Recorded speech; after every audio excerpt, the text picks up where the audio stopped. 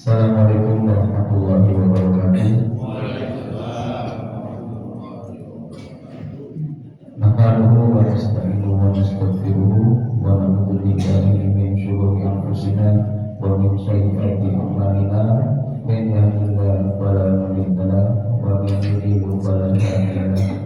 Allahumma shalli wa sallim ala sayyidina Muhammadin wa ala alihi wa sahbihi ajma'in. Amma ba'du. Puji dan syukur marilah kita panjatkan pada Allah Subhanahu wa taala karena atas limpahan rahmat-Nya pada pagi hari ini kita masih diberikan nikmat sehat, nikmat iman, nikmat Islam, dan alhamdulillah nikmat panjang umur sehingga kita masih dapat melaksanakan sholat subuh berjamaah dan mengikuti taklim subuh pada pagi hari ini. Semoga segala amal ibadah yang kita kerjakan diberikan ganjaran pahala dan mendapatkan kebaikan oleh Allah Subhanahu wa taala. Amin. Tidak lupa juga salawat dan salam semoga selalu tercurah kepada baginda Nabi besar Nabi Muhammad SAW, kepada keluarganya, kepada sahabatnya, dan semoga kita semua mendapatkan sahabatnya kelak yaumil akhir. Amin amin ya rabbal alamin. Jemaah musyawarah yang kami hormati, sebelum memulai taklim pada pagi hari ini, izinkan kami menyampaikan beberapa maklumat, yaitu maklumat yang pertama mengenai laporan aksi musyawarah kelas Terpilih 2025. Pada laporan kelas minggu lalu, tanggal 5 Juli 2025 sebesar Rp3.862.436, pemasukan dari tanggal 6 hingga 12 Juli 2025 sebesar Rp2.232.000, pengeluaran dari tanggal 9 Juli hingga 13 Juli 2025 sebesar Rp1.150.000, sehingga sisa kas TKM musyawarah saat ini sebesar Rp4.944.436. Lalu maklumat yang kedua mengenai laporan pengembangan musyawarah saldo tanggal 5 Juli 2025 sebesar Rp4.197.000, penerimaan dari tanggal 6 hingga 12 Juli 2025 sebesar Rp1.000.000, dan penerimaan dari Rp1.000.000 tersebut alhamdulillah dari Ibu Rizka Efriani Muslim. Alhamdulillah, semoga sedekah yang diberikan beliau menjadi pahala dan kebaikan yang tidak terputus sampai di yaumil akhir. Amin amin ya rabbal alamin.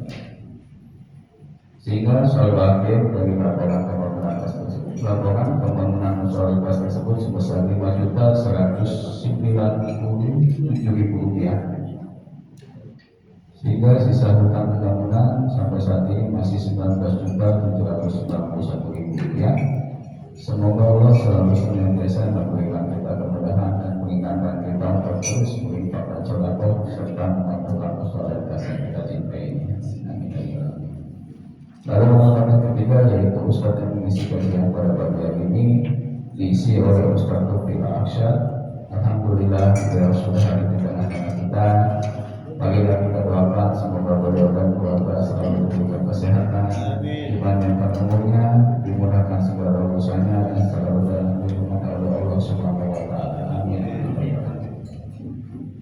Dan kajian pagi hari ini dengan tema menata hati dan menata hati menuju ridho Ilahi.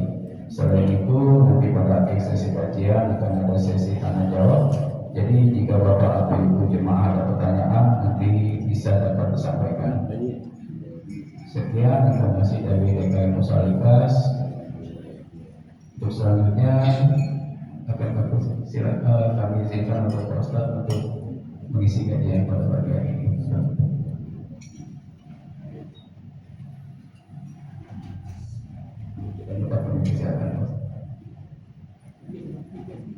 Assalamualaikum warahmatullahi wabarakatuh.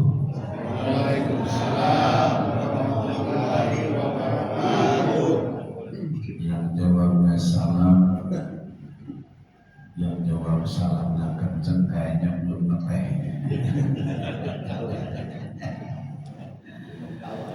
Alhamdulillahilladzi ja'alana minan nasihin wa afhamana bi'ulumil ulama'ir rasikhin.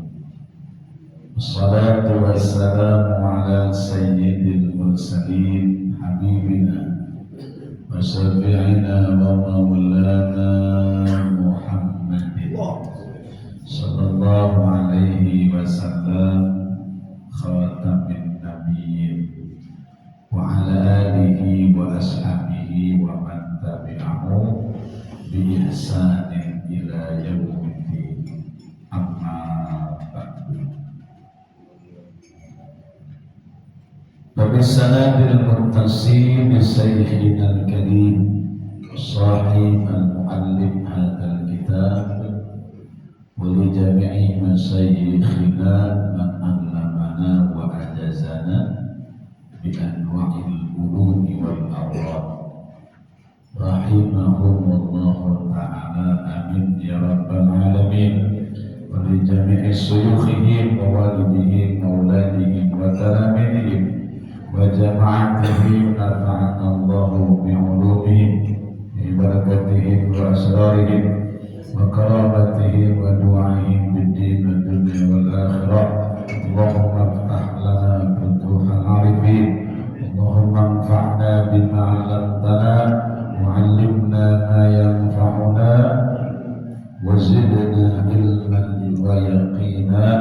اللهم نور قلوبنا بنور هدايتك كما نورت الأرض بنور شمسك أبدا أبدا يا مقلب القلوب ثبت قلوبنا على دينك وعلى طاعتك يا أرحم الراحمين.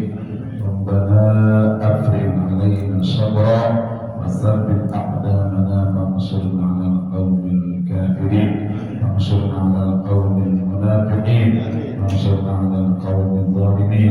ربنا يا الله آتنا في الدنيا حسنة وفي الآخرة حسنة وقنا عذاب النار.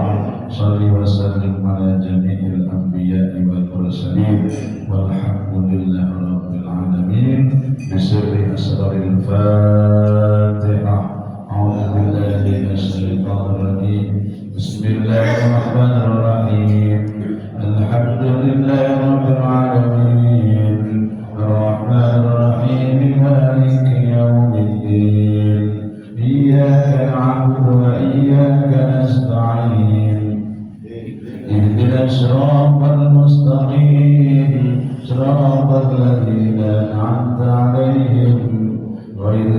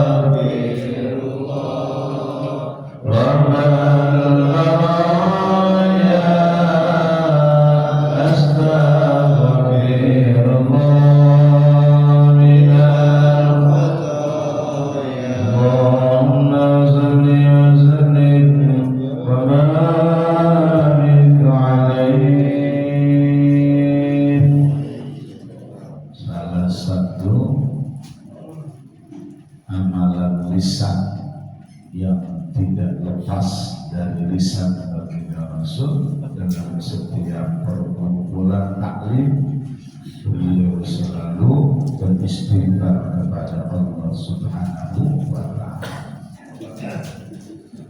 Kalau baginda Rasul saja yang dimaksud dari khilaf dan salah selalu baca istighfar, apalagi kita yang tempatnya khilaf dan salah. Alhamdulillah, di pagi menjelang siang ini setelah kita sama-sama melaksanakan sholat berjamaah subuh, kita bisa duduk bersama untuk mencari ridha Allah, di antaranya duduk di majelis taklim.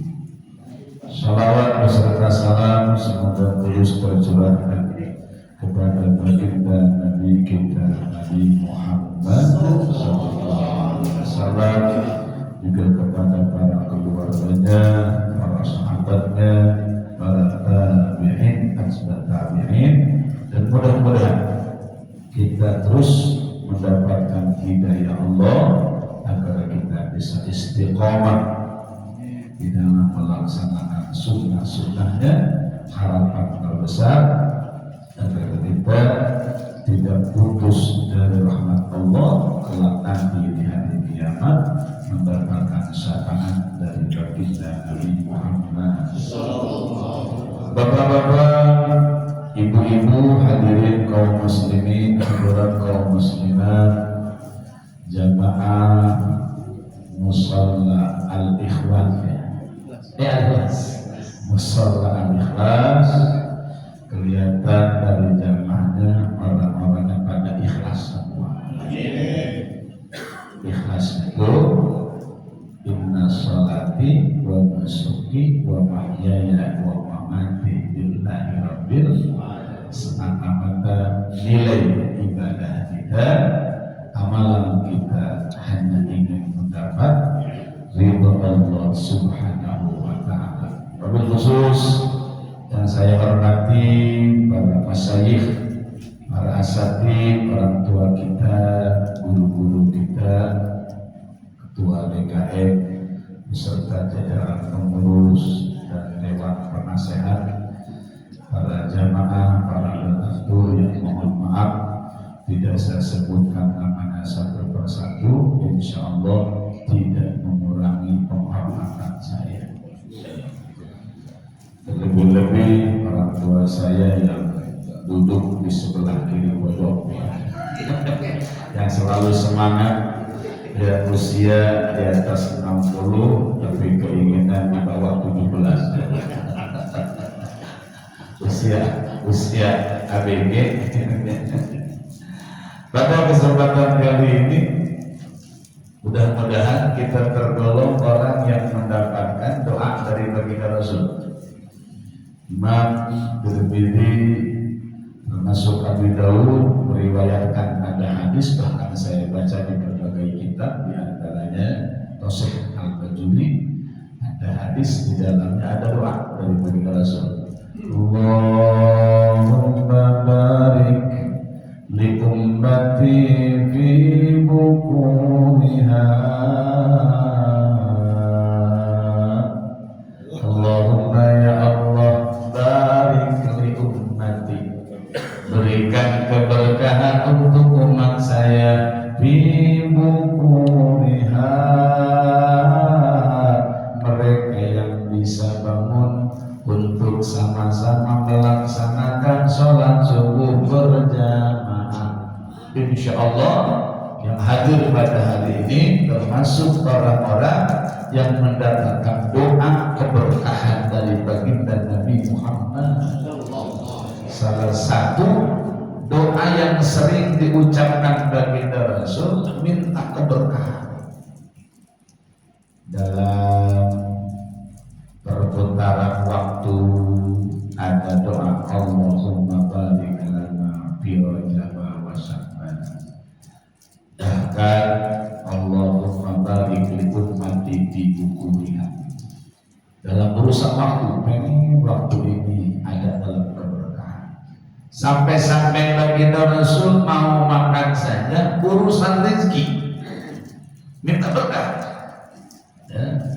Dalam kitab Adhkar An-Nawawi, saya kaji dengan guru dan para santri, baginda Rasul setiap mau makan, setiap mau minum, insya Allah tidak lupa tidak meninggalkan untuk berdoa, minimal baca bismillah ditambah dengan Allahumma barik lana bima razaqtana wa qina.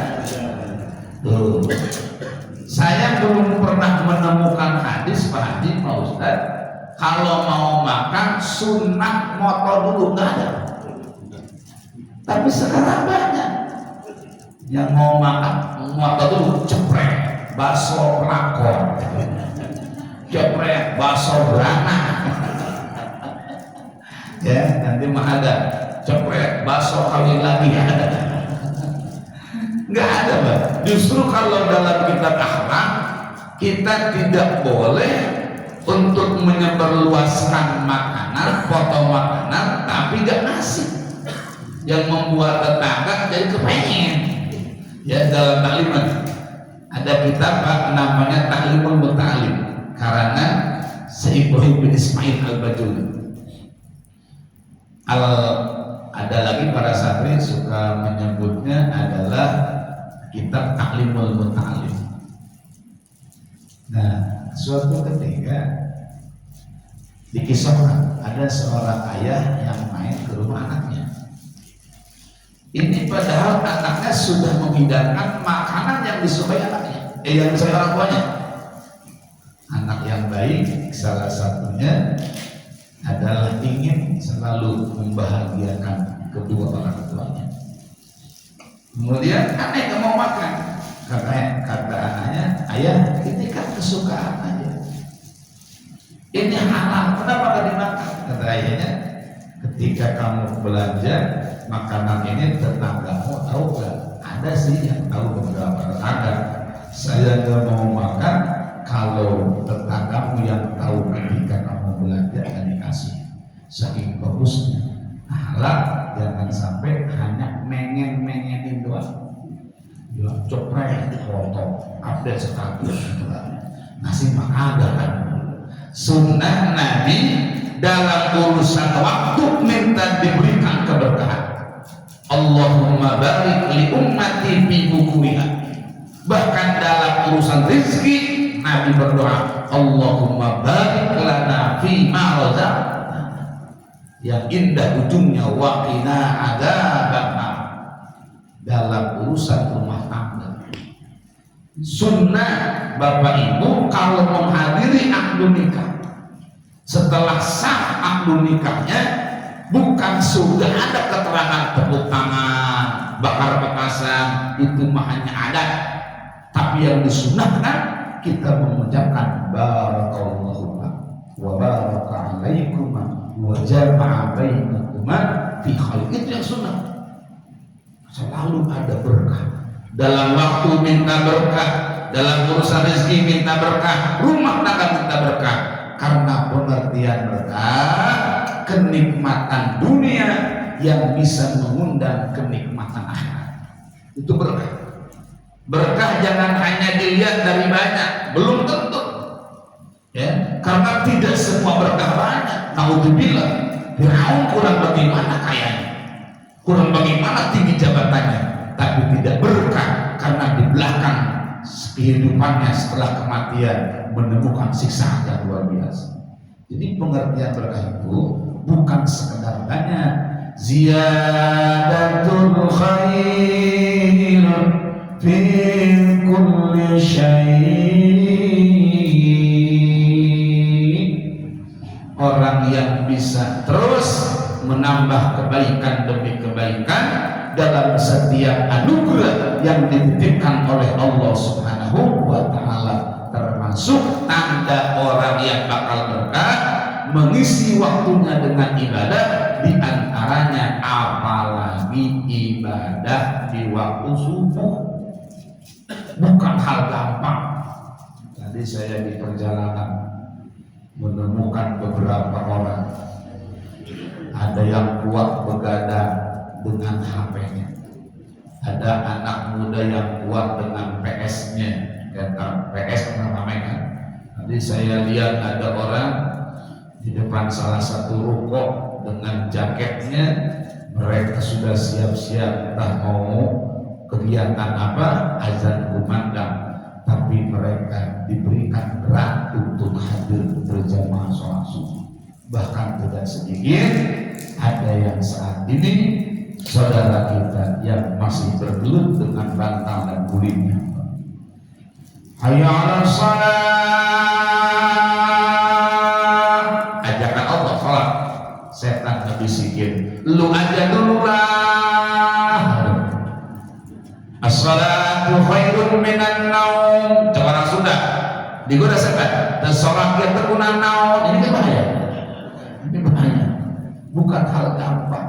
Makanya kita bersyukur Bapak Ibu hari ini diberikan kemampuan oleh Allah, diberikan kekuatan oleh Allah untuk bisa sholat sunnah fajar. Tadi Masya Allah, bisa sholat subuh berjamaah, ditambah lagi dengan nilai pahala yang luar biasa, bisa hadir mengikuti kajian setiap asbuhiyah, subuh ahad atau ahad pada sholat subuh tiap hari. Alhamdulillah, insyaallah mudah-mudahan ini pertanda kita termasuk orang yang diberkahi oleh Allah. Di dunia dapat kenikmatan, di akhirat ditambah kenikmatan oleh Allah Subhanahu wa taala. Salah satu ilmu yang wajib kita pelajari, kita pahami dan kita pahami, menata hati agar kita mendapat ridho Ilahi. Tidak ada kenikmatan yang tertinggi kecuali ada dalam ridho Allah. Bahwa fi aisatir radiyah, karena makna dari radiyah dalam tafsir Jalalain, tafsir As-Sawi, Imam Ahmad As-Sawi, Ibnu Katsir, ternyata kenikmatan tertinggi hidup di dunia dan di akhirat ada dalam ridho Allah. Apalah arti kekayaan yang banyak tapi ada dalam kebencian Allah? Apalah arti jabatan yang tinggi tapi ada dalam kebencian Allah? Mudah-mudahan harta kita, jabatan yang dititipkan kepada kita menjadi sababiah untuk menuju jembatan ridhonya Allah Subhanahu wa ta'ala. Hidup kalau sudah ada dalam ridho Allah, insya Allah ada dalam ketenangan dan kesenangan. Amin ya rabbal alamin. Di antaranya harus bisa menata hati. Banyak yang harus ditata. Inna syaitana yajri 'alal insan majradah. Karena yang pertama diserang, kata baginda Rasul, oleh setan adalah hati. Ala inna fil jasadi mudghah. Ingatlah, kata baginda Rasul, bahwa dalam jasad kita ada segumpal darah, yaitu qalbun, hati. Kalau hatinya bagus, maka anggota tubuh yang lain akan terbawa bagus. Tapi kalau hatinya digoda jadi buruk, jelek, maka anggota tubuh yang lain akan terbawa buruk, akan terbawa jelek. Beda, kalau yang hatinya baik, tutur bahasanya bakal baik.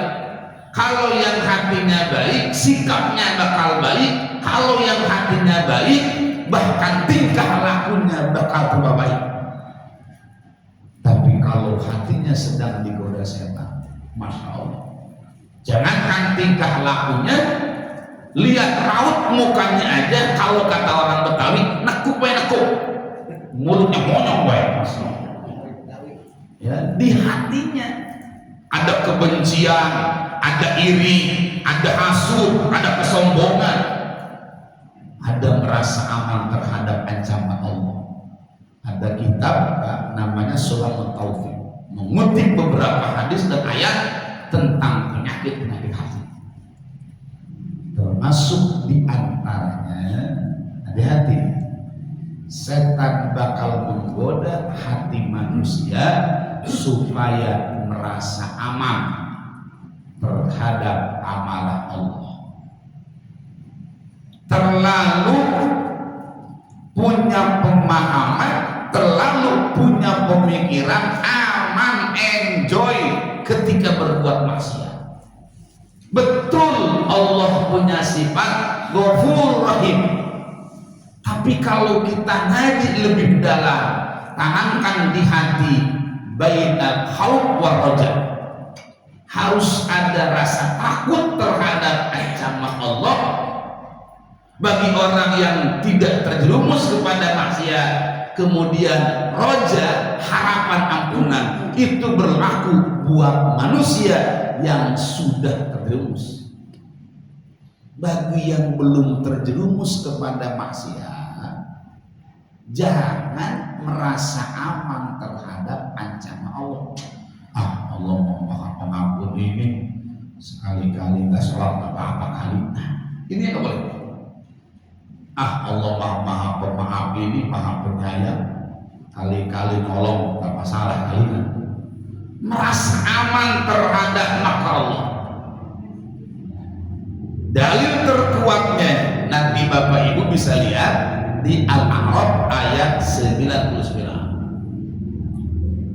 Salah satu godaan setan yang masuk ke dalam hati kita, ada perasaan menyepelekan urusan dosa, nganggap enteng terhadap ancaman Allah. Padahal Allah sudah berpesan di dalam surah Al-A'raf ayat 99, afa aminu makrallah fala ya'mannu makrallah illa al-qawmul khasirun. Allahu a'lam bimuradi. Janganlah kalian, kalau dari awal ayat, apakah kalian merasa aman, apakah kalian merasa enjoy terhadap ancaman Allah, terhadap amarah Allah? Allah langsung ingatkan. Ini kalau ngaji ilmu nahwu, amdahnya istifhamnya inkariyah, bertanya sekaligus kasih tahu. Apakah kalian merasa aman terhadap amarah Allah? Betul kan? Hei, apakah sudah kuat terhadap amarah Allah? Akhirnya Allah kasih tahu, fala ya'manu makrallah. Jangan sekali-kali merasa aman terhadap amarah Allah. Jangan sekali-kali nganggap enteng urusan dosa. Jangan sekali-kali nganggap kecil urusan maksiat. Illal qaumul khasirun. Orang yang nganggap enteng urusan dosa, menyepelekan maksiat, mereka adalah kaum yang rugi di hadapan Allah Subhanahu wa ta'ala.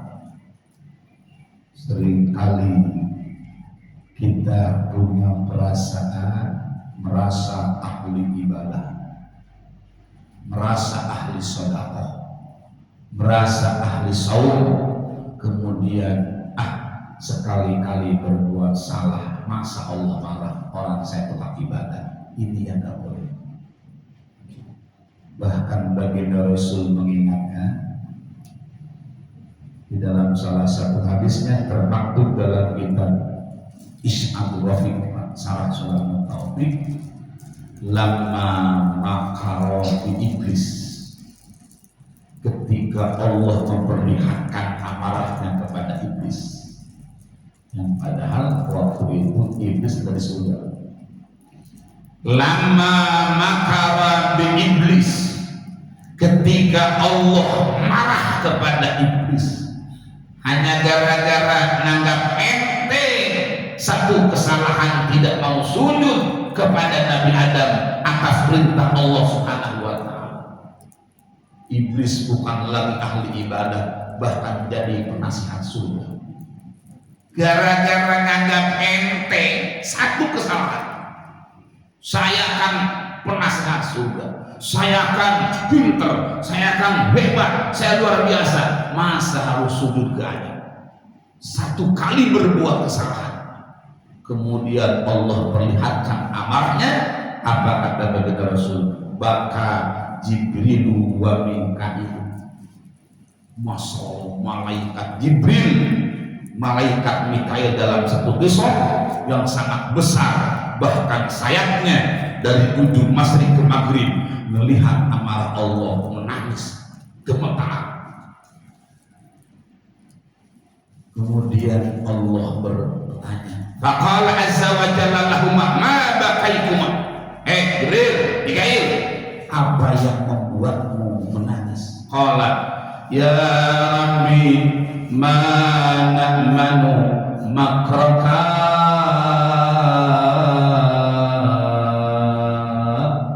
Wahai Allah, iblis yang sudah ada di surga bisa menemukan amarahmu gara-gara menganggap enteng satu kesalahan.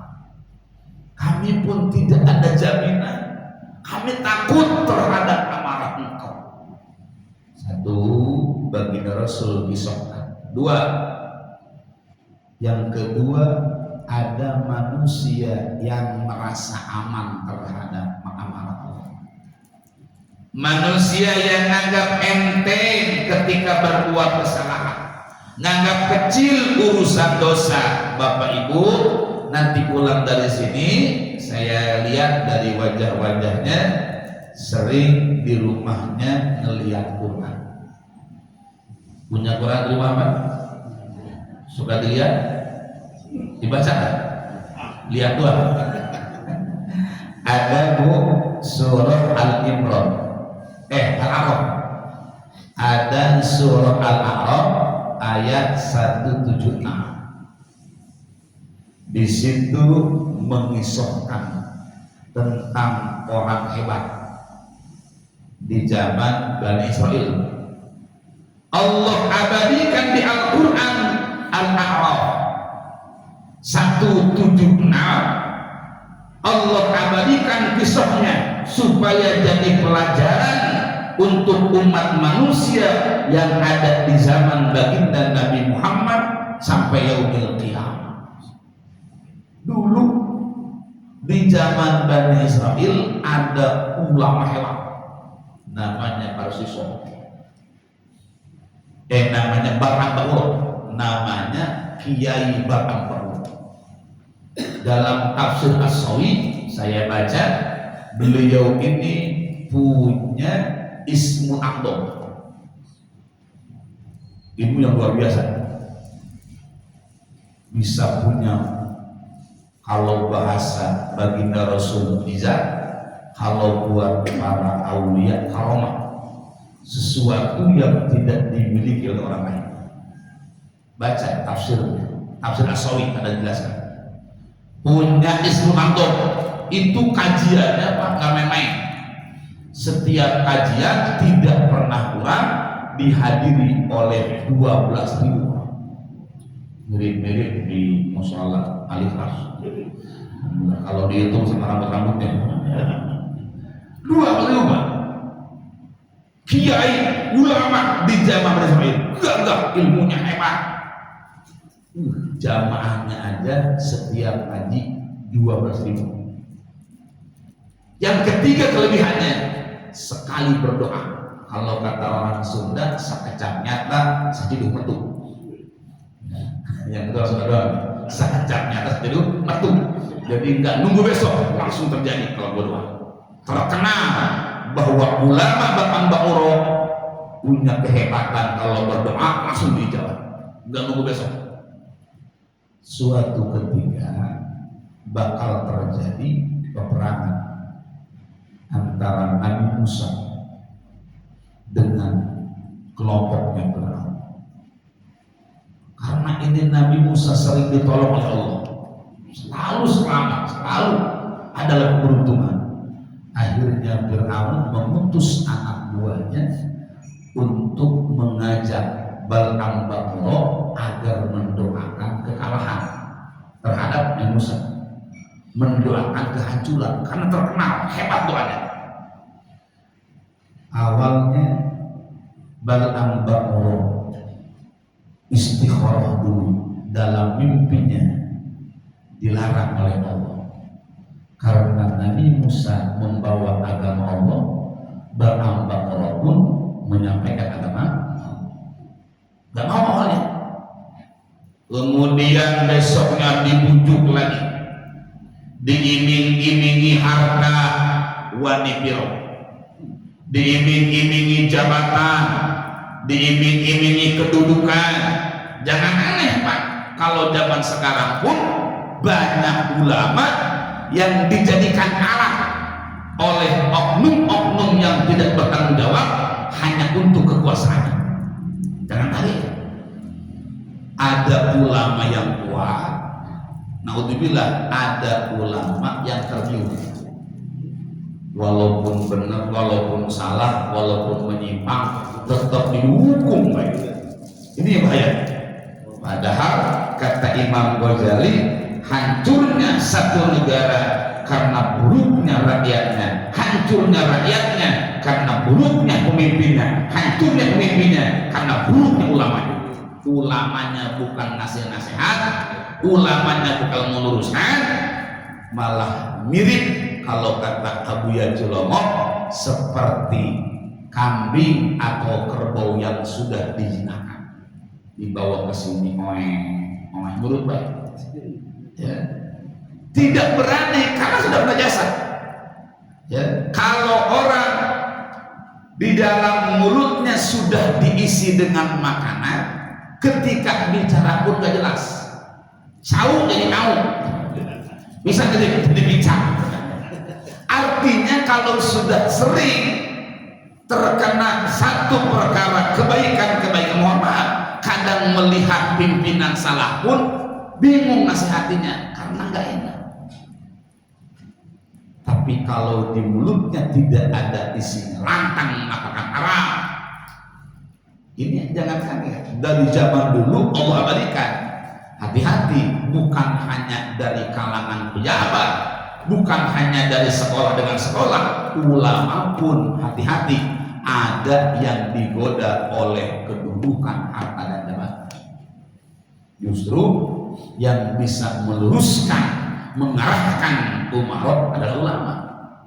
Makanya dalam satu hadis, qiwamud dunya bi arba'ati asya, bakal tegaknya dunia, negara bakal kokoh dengan 4 perkara. Satu adalah bi ilmi ulama. Itu pertama, ilmunya ulama yang mengajar untuk menuju negara yang baldatun thayyibun. Kedua, bi adil umara, umaranya yang adil bijaksana. 3, bisa kuatil agniya, orang kayanya berehan, dermawan. Kemudian yang keempat, bidak watul fuqara, musola ini bisa berdiri dengan indah, berjalan kegiatannya. Saya yakin karena di sini ada 4 unsur. Bi ilmin ulama, walaupun kegiatannya banyak, tapi kalau nggak ada ustaznya, nggak ada ulamanya, siapa yang pimpin imam? Kalau di sini sama sekali nggak ada yang bisa baca Quran, hanya kan dorong-dorongan. Alhamdulillah di sini mah walaupun bukan ustaz, banyak yang paham Al-Quran. Alhamdulillah. Ada kejadian, ustaz yang satu lagi pulang kampung, yang satu lagi kondangan, yang satunya lagi Batman, lagi kena diare.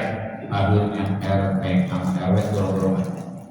Di sini mah enak, RT-nya bisa ngaji, RW bisa ngaji, alhamdulillah. Akhirnya karena Pak RW merasa gengsi, maksain jadi imam. Nggak biasa jadi imam. RW dusono, sini marahnya. Apa namanya? Maksain. Pas bagian dia baca kuliah ayyuhal kafirun, kelibet. Kalau nggak biasa, Ya ayyuhal kafirun la a'budu ma ta'budun wa la antum 'abidun ma a'budu wa la ana 'abidun ma ba'tum wa la antum 'abidun ma a'budu wa la muter banyak, ya, muter banyak ketemu. Kata RT belakang laku, kaget ya, laku di hukum walaupun. Kata Aki baru ini kali gua sholat amin 2 kali serakaat. Bagian Isa Pak RT nggak mau sholat, takut imam lagi.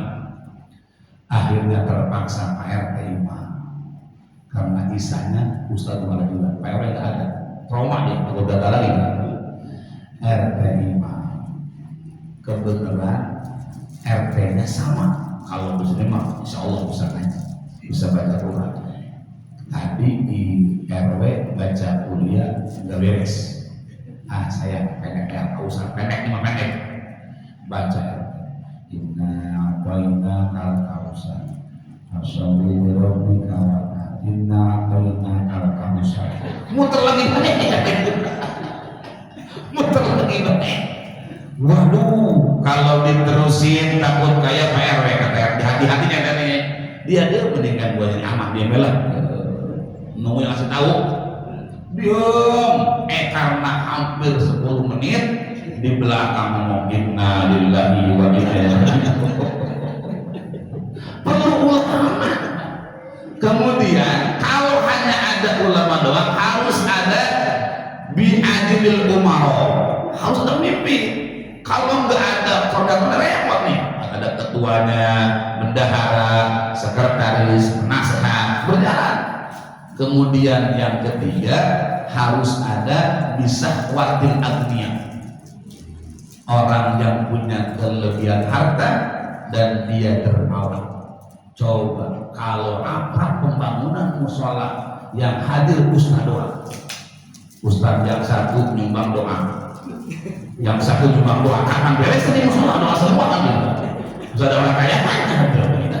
Yang ketiga, yang keempat perlu doanya bidak wakil futoro. Ini terjadi bangunan yang indah, kekompakan yang luar biasa. Saya yakin karena di sini ada 4 unsur berjalan. Ya, ada ulamanya, kemudian ada umaroknya, pemimpinnya, pengurusnya, yang ketiga ada orang dermawan, yang keempat bidak wakil futoro. Nah, ternyata ulama termasuk sentral, pokok dalam satu keadaan. Lama kelamaan balam bakuro terbujuk oleh dunia, karena dunia apa? Hati-hati. Dalam hadis Sahih juz 4 nih, saya pernah baca Sahih Bukhari, Ustaz, ada keterangan ad-dunya khadratun wa halalatun. Dunia itu seperti rumput yang hijau manis. Udah hijau manis, Masya Allah. Kalau zaman saya kecil Pak Haji namanya ngangon,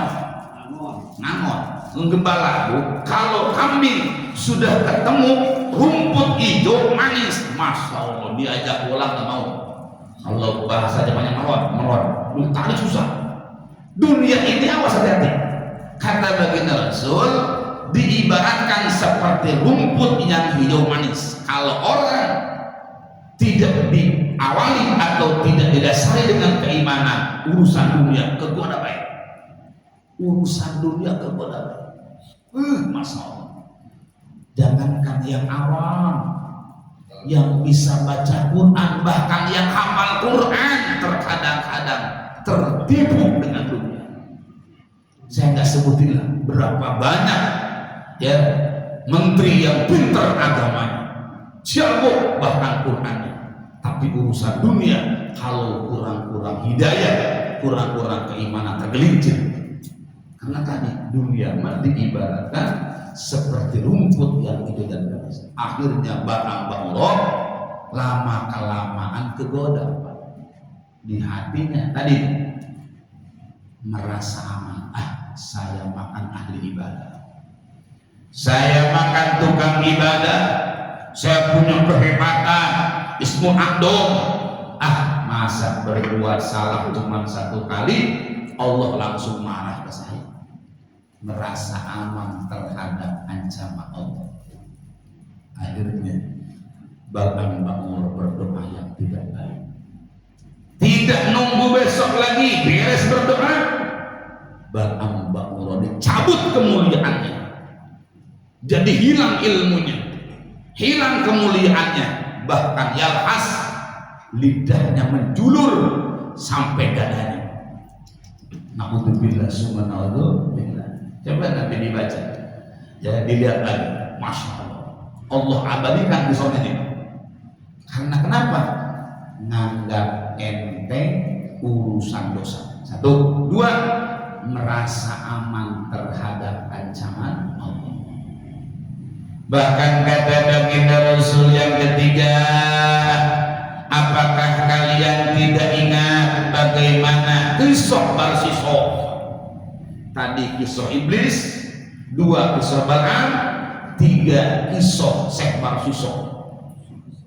Syekh Barsisok punya murid, saking hebatnya 500 murid bisa jalan di atas air.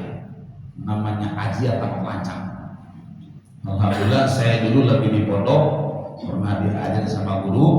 Sekarang pun insya Allah saya bisa berjalan di atas air dengan syarat ada kapalnya. Insya Allah saya bisa.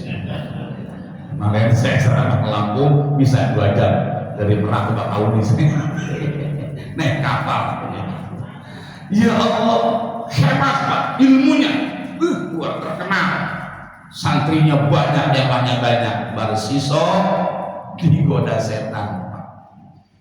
Yang digoda setan tergiur dengan satu kesalahan, ya, ditipu, dibujuk rayu, singkat cerita, Barsisok minum setetes air yang bikin mabuk dengan tipuan setan, bujuk rayu setan. Setelah minum ini kau bakal makin hebat, makin jaga.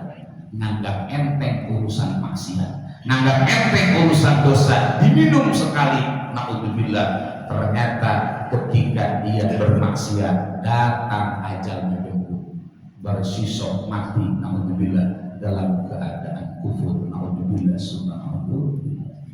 Jangan sekali-kali nganggap enteng urusan dosa. Jangan sekali-kali nganggap kecil urusan maksiat. Sampai-sampai baginda Rasul berpesan, Imam Bukhari meriwayatkan dalam hadis yang panjang juz 4 bagian keempat Imam Bukhari itu. Kata baginda Rasul, kalian pengen tahu nggak di antara orang yang bakal ahli neraka? Boleh baginda Rasul? Tuh si anu kaget sahabat yang lain. Ini kan orang suka ikut perang membela Allah, bahkan suka mengorbankan hartanya. Kok bisa jadi ahli neraka? Sampai ada satu sahabat penasaran, ngikutin terus. Gak disebutin karena demi menjaga aib, dia disebut namanya dalam hadisnya. Rasulullah nyebutin kemudian diikuti. Ternyata di akhir hayatnya ada salah satu sahabat yang ikut perang berkali-kali. Di akhir perangnya terkena panah dan luka dalam tubuhnya. Kemudian ia merasa sakit, digoda setan. Daripada kamu sakit yang panjang, lebih baik ini panah tekan, tusukan ke jantung supaya cepat menepat kematian. Akhirnya ini seseorang ditekan anak panahnya supaya nembus ke jantungnya supaya mati cepat. Ternyata ini akhirnya wafat dalam keadaan su'ul khatimah. Nabi Rasul di penghujung hadisnya mengatakan, innamal a'malu bi khawatimiha. Masuk hadisnya. Innamal a'malu bi khawatimiha. Wahai umat manusia, baginda berpesan, sesungguhnya amal seseorang dilihat bi khawatimiha, di penghujung hayatnya. Tadi dicontohkan, walaupun dia ahli ibadah, tapi kalau nganggap enteng urusan dosa, hati-hati. Karena kita nggak tahu ajal kapan menjemput kita. Kita nggak tahu di jam berapa, di hari apa, di waktu apa ajal datang. Kalau seandainya kita anggap enteng urusan dosa dengan godaan setan, Allah Maha Pengampun, khawatir seperti iblis, bahkan Baqarah bersisa ketika dia berbuat dosa belum keburu tobat datang kematian. Ini bahaya. Oleh karena itu, tata hati kita jangan pernah anggap enteng urusan dosa. Jangan pernah anggap kecil urusan maksiat. Cepat-cepat istighfar, cepat-cepat tobat. Khawatir kalau kita wafat dalam keadaan berdosa. Masya Allah. Jelas ayat yang pendeknya sering kita baca. Wa amma man khaffat mawazinuhu fa ummuhu. Masya Allah. Apalagi kalau kita baca lagi surah Al-Anfal ayat 50, Fussilat ayat 30. Walau tara idh yatawaffal ladzina kafaru. Kalau seandainya kamu melihat bagaimana ketika kematian orang-orang yang kufur, malaikat pada turun, yadribuna wujuhahum wa adbarahum, turunnya bakal ngegebungin wajahnya, mukulin depannya dan belakangnya, bahkan dalam tafsir Jalalain bakal dipukul dengan tongkat yang dipanaskan di api neraka. Wadzuqu adzabal harim, dan mereka merasakan siksa yang sangat pedih. Sampai-sampai saya tutup dengan doa terakhir. Nabi berwasiat kepada Dwi Aisyah radhiyallahu anha, perbanyak doa, ya muqallibal qulub sabbit qalbi ala dinik, ditambah sama para sahabat, ditambahin yang kedua. Kalau Nabi-nya terus bilang ya muqallibal qulub sabbit qalbi ala dinik, ditambahin wa ala ta'atika. Kita baca bersama, ya muqallibal qulub sabbit qalbi ala dinika wa ala ta'atika. Kalau bacanya bareng-bareng atau mimpi doa, ganti dengan jamak, dengan mufrad. Kalau qalbun jamak, qulub, kalau qalbun mufrad, qulub jamak. Ya muqallibal qulub sabbit qulubana, dengan qalbi. Kalau lagi di imam atau mimpi doa, ya muqallibal qulub sabbit qulubana ala dinika wa ala ta'atika. Ya Allah yang membolak-balikkan hati, tetapkan hati kami dalam agamamu, tetapkan hati kami dalam ketaatanmu, karena Rasul mengingatkan innamal a'malu bi khawatimiha, sesungguhnya amal seseorang dilihat dari akhir hayatnya. Makanya kita dianjurkan satu baca doa ini, yang kedua doa ini ada dalam Quran ya, di Al-Imran ayat 8. Rabbana la tuzigh qulubana ba'da idh hadaitana, terus min ladunka innaka, ini pembacaan ya. Jadi cukup kajian kita qalilun qar khairun min kasrin fard, sedikit tapi diberikan manfaat lebih baik daripada banyak boro-boro ngamalin nyampe rumah kelalen mani. Tadi ngebahas apa ya, lupa saya.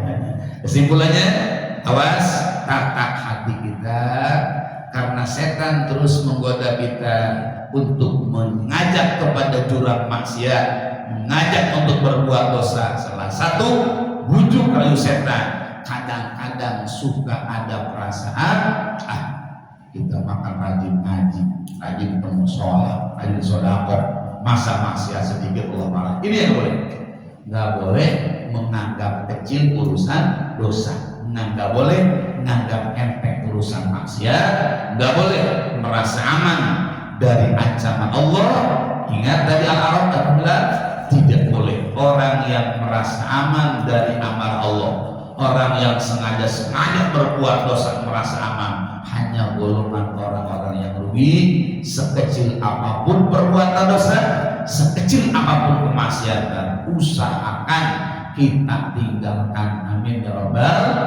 La shaghirata ma'al israr wala kabirata ma'al istighfar. Dosa kecil bakal jadi besar kalau terus diulang-ulang. Dosa besar bakal diampuni kalau terus kita bertobat kepada Allah Subhanahu wa taala. Mudah-mudahan dengan keberkahan pengajian dosa-dosa kita diampuni oleh Allah, dengan keberkahan pengajian keimanan kita dikuatkan oleh Allah, nilai pahala ditambah agar kita bisa terus pelan-pelan untuk melaksanakan perintah-perintah Allah dan kita terus diberikan kemampuan untuk menghindari, meninggalkan, menjauhi larangan-larangan Allah Subhanahu wa taala. Ibarakatul Quran Al-Fatihah. Bismillahirrahmanirrahim. Alhamdulillahirabbil alamin. Arrahmanir rahim. Maliki yaumiddin. Iyyaka na'budu wa iyyaka nasta'in. Ihdinas siratal mustaqim. Shiratal ladzina an'amta 'alaihim ghairil maghdubi 'alaihim waladdallin.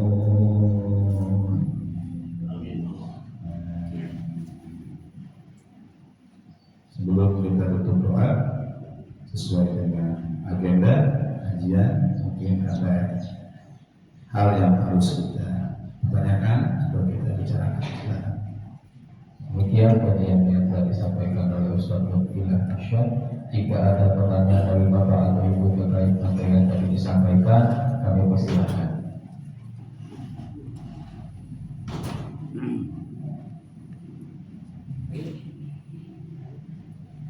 Pertanyaan dari Bapak atau Ibu sekalian.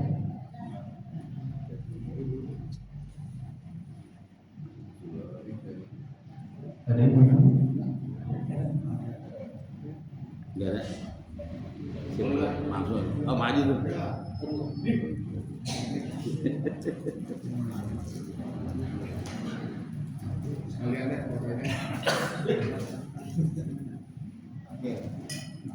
Assalamualaikum warahmatullahi wabarakatuh. Tadi saya teringat bahwa yang penting pada akhir hayat. Yang saya pertanyakan ini Pak Ustaz, dalam hidup dan berkehidupan manusia tidak luput dari salah dan hilang. Yang saya pertanyakan ini Pak Ustaz, sehubungan dengan tadi akhir hayat, bagaimana kalau orang selama katakan dengan umur 60 tahun ya, dia selama 50 tahun ngaji enggak, Islam dong muslimnya, ngaji enggak, sholat enggak, puasa pun enggak, ya, tapi ngaku Islam.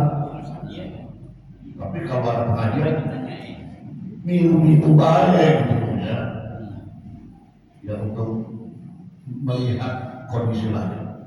Tapi setelah akhir hayat mendekati, ya katakan 5 tahun, 10 tahun dia tobatnya nasuhan, ya, dan kemudian dia yakin bahwa dengan istighfar, terus istighfar, ya, dan katanya beristighfar akan terhapus semua kesalahan dan dosanya.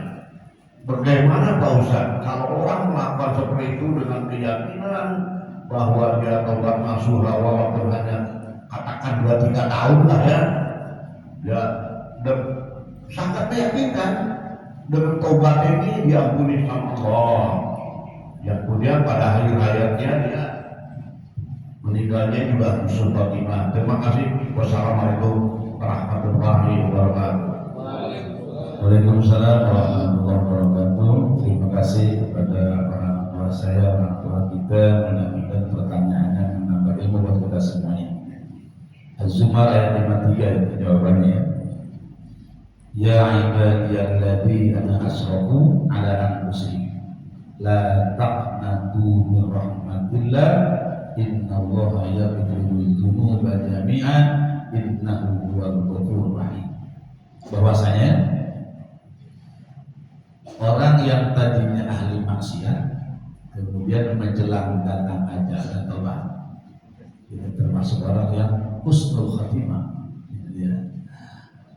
Yang kedua, Imam Muslim Bukhari berkata ada hadis sahih, ma minkum min ahadin illa wa qad kutiba maq'adahu bin nari aw bil jannah. Tidaklah di antara kalian, baginda Rasul ini menyampaikan hadis setelah kubur sahabat yang meninggal dari Ali.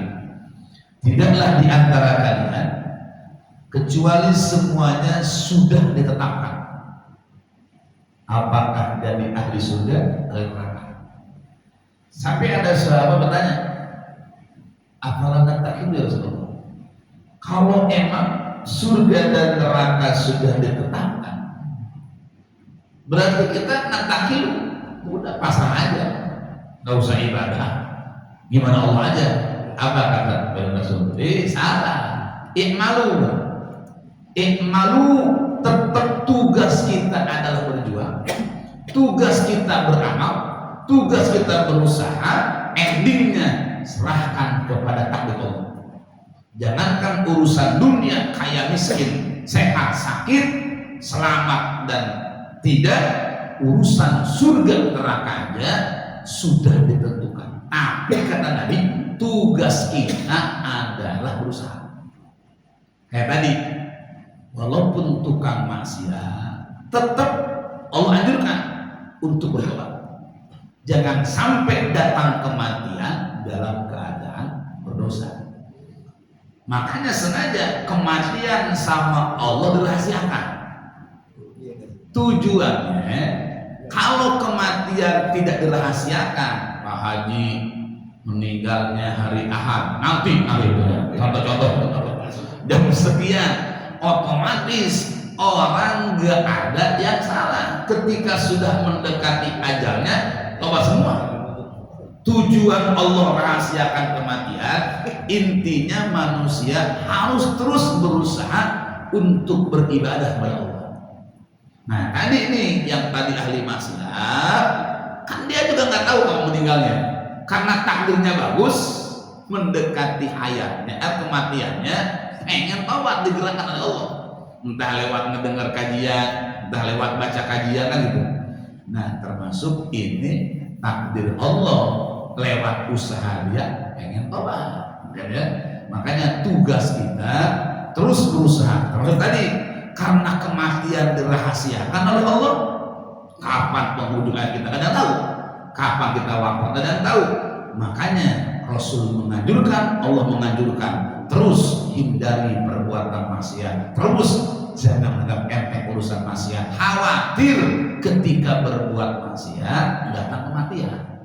Tuh, adapun yang sudah berbuat dosa, cepat-cepat tobat, mumpung masih ada kesempatan untuk bertobat, mumpung belum dicabut nyawa, belum datang kematian, cepat tobat. Ini namanya kalau dalam ilmu akhlak khauf wa raja.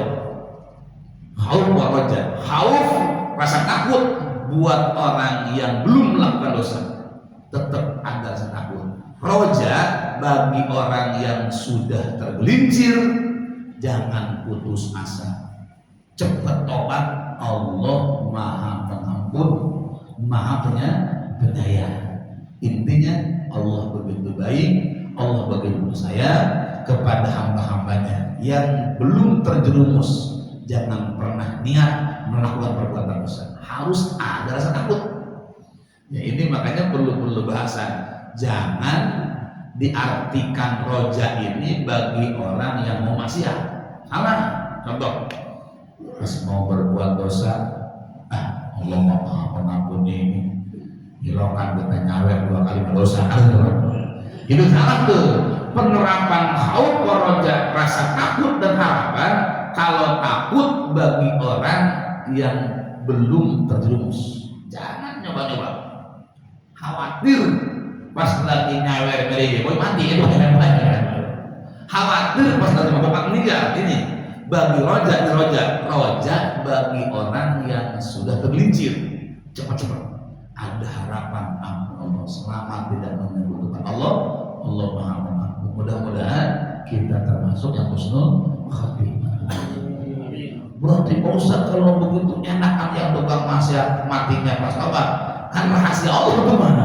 Kan justru nanti kita dalilnya nih lebih untung yang tukang ibadah pas rapat ibadah. Kenapa sebabnya? Tabungannya lebih banyak. Itu ya. Sekian, terima kasih. Terima kasih atas pertanyaan yang Habis betul Pak Ustaz. Nanti bunganya tuh.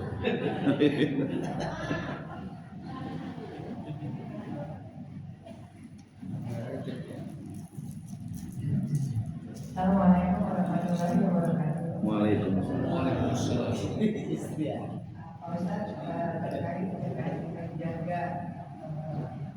menjaga ibadah kita supaya kita berakhir dengan kebaikan dan insya Allah semuanya. Amin. Saya mau tanya dalam hal ibadah sehari-hari Pak Ustaz. Kan kita misalnya berusaha melaksanakan ibadah tambahan seperti sholat sunnah duha, terus kemudian qobliyah zuhur misalnya 4 rakaat, kemudian ba'diyah zuhur 4 rakaat, pokoknya yang sunnah muakkad itu. Terus sebelum itu misalnya kita juga sholat witir dan kita juga sholat tahajud 8 rakaat. Tapi kan dalam keseharian kadang-kadang kita ada acara nih, sampai misalnya sholat duha kita nggak sempat. Kemudian di waktu sholat zuhur karena masih ada acara, jadi kita sunnah muakkadnya kira-kira juga karena ada acara. Kemudian pada saat sholat tahajud pun nggak bangun. Nah itu siasatnya gimana ya Pak Ustaz? Apa supaya kita menjaga ibadah sehari-hari tersebut? Terima kasih Pak Ustaz. Assalamualaikum warahmatullahi wabarakatuh. Waalaikumsalam warahmatullahi wabarakatuh. Terima kasih orang tua saya dan kita. Insya Allah ibu termasuk orang yang diberikan anugerah oleh Allah. Kenapa sebabnya? Wa min aqlami rizki at-taufiqu li-ta'at. Di antara rezeki yang besar diberikan keinginan, kemampuan untuk terus beribadah kepada Allah. Salah satu hikmah dari sholat sunnah rawatib dalam kitab I'anatul Talibin, yang pertama bisa ngebantu menyempurnakan sholat wajib yang kalau ada curang, rukunnya ada hilang. 2, bisa meningkatkan kualitas imam. Kalau yang sunnahnya aja dijaga, apalagi yang wajibnya. Kalau yang wajibnya udah ditinggalkan, apalagi yang sunnahnya. Jangan kembali. Kadang-kadang di kita sholat Idul Fitri mah sampai ke jalan-jalan. Sholat Jumat sama subuh alhamdulillah penuh sampai ke orang. Ya, ada lagi yang parah sekarang karena kurang ilmu. Takbiran mah kuat, sunnah kan takbiran. Sampai jam 3 pas sholat subuh tidur, bedug lagi. Ini sama aja orang pakai dasi, nggak pakai celana. Ini bagus, masya Allah. Orang yang sudah terjaga salat sunnahnya, 1 tadi akan menambah kesempurnaan yang wajib. 2, akan meningkatkan keimanan. Kalau sholat qobliyah ba'diyah dalam hukum fikih kitabnya I'anatul Talibin, ketika ibu ada kesibukan, kalau qobliyah ba'diyah ada pendapat yang membolehkan untuk diqadha. Ya, boleh ibu ganti ketika senggang. Ada pendapat. Kitabnya mana? Suruh baca. Ada, saya udah baca. Dan kemarangan saya bikin keterangan I'anatul Talibin. Karena ibu udah biasa, keuntungannya mana? Ya, kapan kita bahas keuntungan qobliyah dohor, ba'diyah duhur, termasuk qobliyah asar. Yang jelas kalau asar gak ada ba'diyah. Ya, gitu. Subuh sama, gak ada ba'diyah subuh. Saking rajinnya, mentang-mentang lagi dekat mertua ada ba'diyah subuh, masya Allah. Ini macam contoh canda. Ibu boleh mengkodok, dan ini ada kabar gembira dari baginda Rasul juga di Sahih Bukhari juz 2 kalau nggak salah. Orang yang biasa sholat sunnah, orang yang biasa ngaji, kemudian ada uzur, entah di perjalanan, mau silaturahmi, walaupun dia tidak hadir ngaji karena ada udur, entah udur safar perjalanan atau kalau sakit, karena ia kalau sehat, kalau di rumah atau enggak sibuk ngaji tetap dapat pahala ngaji. Hebatnya orang yang biasa ngaji, orang yang biasa sunnah rawatib, ketika ada udur entah sakit atau ia ada udur safar dalam perjalanan, insya Allah pahalanya tetap dapat. Itu salah satu anugerah dari Allah, termasuk niat baiknya orang beriman dapat satu pahala. Ketika melaksanakan bisa dapat 10, bisa 70, bahkan terus tidak terhitung. Wallahu yudha'u liman yasha. Ketika niat dosa, enggak dosa, baru niat. Ketika pas mau berbuat dosanya tidak jadi karena takut, dapat pahala. Maha rahmat Allah. Mudah-mudahan ibu kita semua termasuk orang-orang yang bisa menjaga sunnah-sunnah sholat, karena ibadah yang paling utama setelah syahadat adalah sholat. Sebaik-baiknya fardu dalam sholat, sebaik-baiknya sunnah dalam sholat. Insya Allah berkah. Apalagi nih ibu rutin sholat sunnah fajar, sholat sunnah tahajud, luar biasa. Salah satu yang bakal mengangkat derajat kedudukan di hadapan Allah mereka yang rutin melaksanakan tahajud. Saya bukan 1-2 ibu menemukan orang-orang sukses, jangankan di akhirat, di dunianya saja Allah sudah berikan tanda-tanda orang yang dawam tahajud biasanya minimal diberikan kecukupan ketenangan oleh Allah Subhanahu wa Ta'ala, karena tadi mendapat keberkahan, nyambung ke sholat sunat fajar, nyambung. Tapi usahakan, kadang-kadang kalau yang belum biasa, Pak, ada yang belum biasa maksain tahajud, ya kemudian tahajudnya terus, pas sebagian aja tidur bangun jam 8. Nah, makanya tadi witir bagus ibu, witir boleh sebelum tidur. Saya bakar nih. Kalau yang belum biasa atau lemah di malam hari boleh sebelum tidur. Tapi kalau yang sudah rutin tahajud dan bakalnya mampu nih sholat agak banyak tahajud, bagusnya witir penutup sholat. Habis tahajud, tapi dibolehkan. Saya kalau habis tahajud suka keburu ngantuk atau keburu capek atau keburu subuh, boleh sebelum tidur. Bagusnya lagi witir penutup sholat malam. Ada lagi ibu? Cukup? Cukup saja. Terima kasih pertanyaan dari Bapak dan Ibu Lima sekalian. Berhubung waktu kita sudah berisian, untuk menutup majelis ini yang meminta Ustaz untuk doanya untuk menutup majelis ini agar kita sama-sama tetap istiqomah di jalan Allah Subhanahu wa Ta'ala. Amin. Doanya. Allahumma ya karim ya jalal jalali wal ikram, Allahumma shalli ala sayyidina Muhammad wa ala alihi wa sallam. Radhiyallahu ta'ala an kulli sahabati Rasulillah ajma'in. Bismillahirrahmanirrahim. Alhamdulillah rabbil alamin. Hamdan wa ni'man wa yukafiru mazidah. Ya Rabbana lakal hamdu wa lakas syukru wa lakas salam. Wa yaqulu wa jalali yudika karimun ahli sultanik. Allahumma salli ala sayyidina Muhammad wa ala sayyidina Muhammad. Salatan tantahu lana biha tabarul wa taysir wa tabriku biha anna darasan wa ta'asir wa ta'bun wa nabiya wa nasir. Ya ni'mal maula wa ya ni'mal nasir. Allahumma ya kasibal qulub iksib qulubana.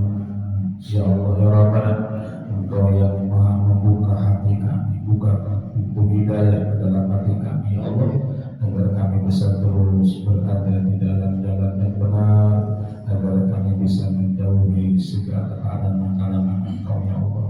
Allahumma ya sattar ayub ustur ayubana.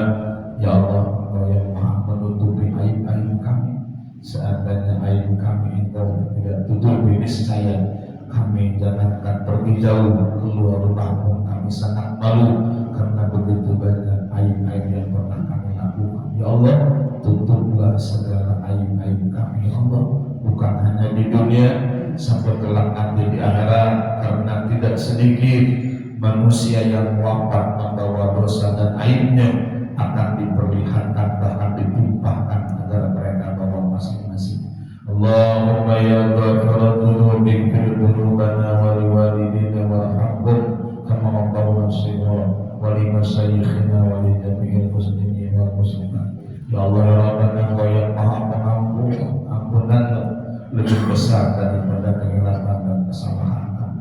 Ampunan Engkau lebih banyak daripada kehilapan dan kesalahan kami, ya Allah. Untuk nafas kami masih berfungsi, detak jantung kami, dari kami, urat-urat saraf kami masih berfungsi dalam kehidupan yang normal. Sebelum ajal datang, sebelum wafat menjemput kami, anugerahkan kepada kami agar kami termasuk hamba-Mu yang mendapatkan ampunan Engkau, ya Allah. Agar kami hidup jauh dari perbuatan dosa dan maksiat, agar kami wafat dalam keadaan maghfirah Engkau, ya Allah. Allahumma a'inna ala dzikrika wa syukrika wa husni ibadatik. Anugerahkan kepada kami, ya Allah, karena kami sadar tidak ada daya, tidak ada kekuatan dalam berbuat apapun, termasuk dalam perbuatan ibadah, termasuk dalam meninggalkan maksiat, kecuali atas anugerah Engkau, ya Allah. A'inna ala dzikrika. Anugerahkan kepada kami agar kami bisa terus berpikir mengingat Engkau, ya Allah. Tidak pernah lewat sejengkal pun, tidak pernah lewat sedetik pun hidup kami tidak pernah jauh dari rahmat Engkau, ya Allah. Wa syukrika, anugerahkan kepada kami agar kami menjadi manusia yang pandai bersyukur, ya Allah. Baginda Rasul pernah menyontohkan kepada istrinya dan disampaikan kepada para sahabat sampai di telinga kami. Baginda Rasul bersyukur atas dijadikan manusia diciptakan di alam dunia, belum lagi kenikmatan yang lain. Adanya kami di alam dunia menumpahkan kenikmatan, belum lagi kenikmatan kesehatan, diberikan orang tua, diberikan keluarga, putra putri, ya Allah. Begitu banyak nikmat-nikmat Engkau yang diberikan kepada kami. Jadikan kami agar menjadi manusia yang bersyukur, ya Allah. Wa husni ibadatika, anugerahkan kepada kami, ya Allah, agar kami terus bisa meningkatkan kualitas ibadah kami, bisa meningkatkan kualitas ibadah kami, bisa istiqamah dalam beribadah. Hidup kami, wafat kami termasuk golongan yang ada dalam ridha-Mu, ya Allah. Dunia akan kami tinggalkan, harta akan kami tinggalkan, keluarga akan kami tinggalkan, jabatan akan kami tanggalkan.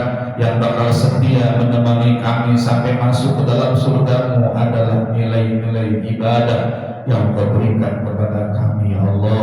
Ya muqallibal qulub, sabbit qulubana ala dinika wa ala ta'atika. Rabbana ya Allah, atina fid dunya hasanah wa fil akhirati hasanah wa qina adzabannar. Shalli wa sallim ala jami'il anbiya'i wal mursalin walhamdulillahi rabbil alamin. Subhanaka Allahumma wa bihamdika asyhadu an la ilaha illa anta astaghfiruka wa atubu ilaik. Sehat panjang umur. Terima kasih kepada semuanya. Mohon maaf, mudah-mudahan kita bisa berjumpa lagi lain kesempatan. Assalamualaikum warahmatullahi wabarakatuh. Terima kasih kepada Bapak Ibu sekalian. Semoga insyaallah minggu depan kita masih diberikan yang akan bisa mengikuti kajian rutin Ahad pada minggu. Terima kasih. Kami tutup. Wassalamualaikum warahmatullahi wabarakatuh.